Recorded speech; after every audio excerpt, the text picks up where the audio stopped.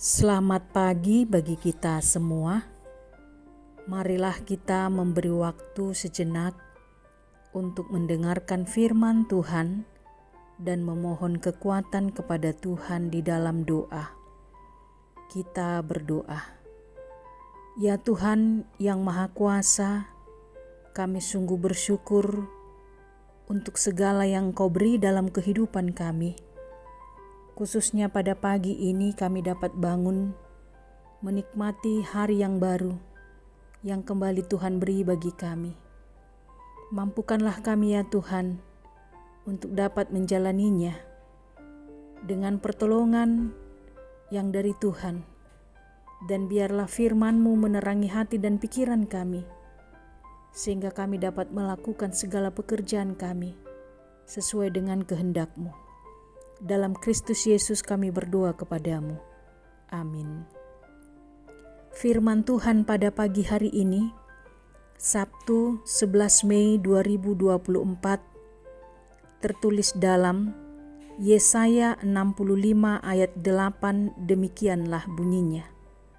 Beginilah firman Tuhan, seperti kata orang, jika pada tandan buah anggur masih terdapat airnya, janganlah musnahkan itu, sebab di dalamnya masih ada berkat.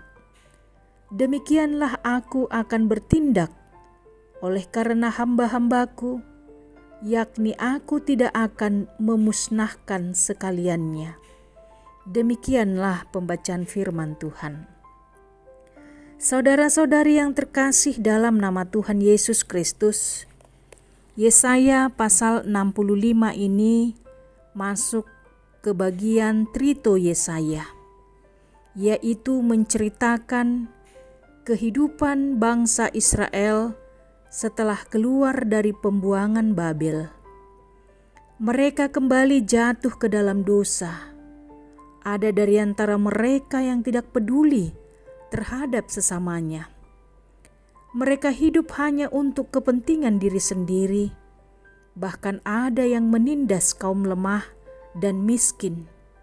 Dan dalam keagamaan, mereka jatuh ke dalam penyimpangan karena membuat penyembahan kepada dewa atau Baal. Mereka tidak lagi mendengarkan suara Tuhan. Dan inilah yang melukai hati Tuhan. Tuhan akan mendatangkan hukumannya bagi mereka. Dan hukuman itu disampaikan melalui Nabi Yesaya. Namun karena kasih Allah yang besar melebihi murkanya, Tuhan memberitahu akan memberikan berkat-Nya kepada orang-orang yang taat kepadanya. Tuhan adalah Allah yang berbelas kasihan. Dia tetap memberikan kasih-Nya kepada umat-Nya.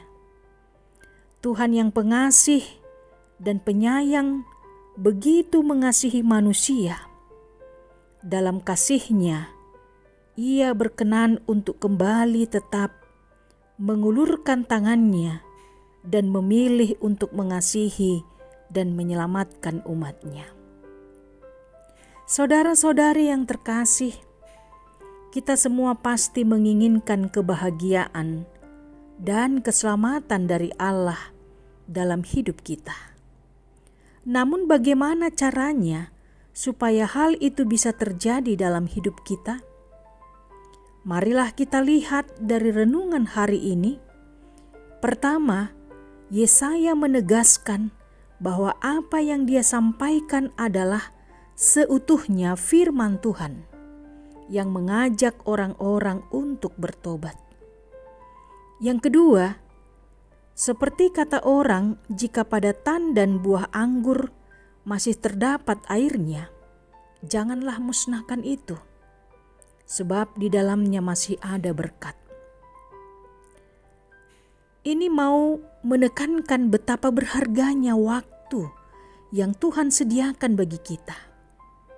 Karenanya kita harus mampu mengenali diri kita, menyadari kekurangan dan kelemahan kita.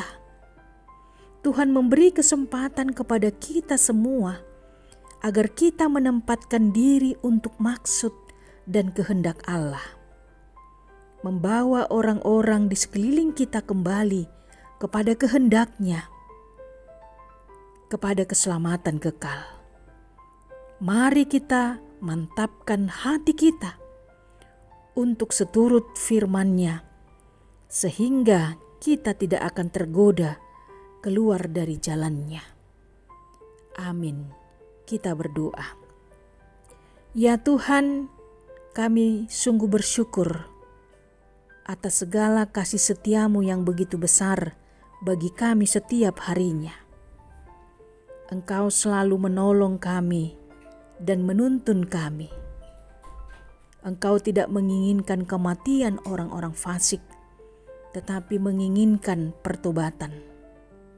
Oleh karena itu ya Tuhan, tolonglah kami agar dapat melakukan kebenaran, dan kuatkanlah kami agar kami juga dapat mengajak umat-Mu agar hidup seturut dengan kehendak-Mu. Pada pagi ini ya Tuhan, kembali kami berdoa untuk seluruh warga jemaat-Mu, khususnya mereka yang terbaring lemah karena sakit. Kiranya Engkaulah ya Tuhan yang menjamah tubuh mereka, memberikan kesembuhan dan kesehatan. Demikian juga dengan jemaat-Mu yang sedang dalam duka cita, dalam pergumulan yang berat. Kiranya Engkaulah juga Tuhan yang menolong mereka, memberikan kekuatan dan penghiburan, agar mereka memiliki pengharapan yang senantiasa hidup kepada Tuhan. Terpujilah Engkau ya Tuhan Yesus, kami berdoa kepadamu. Amin. Selamat beraktivitas bagi kita semua.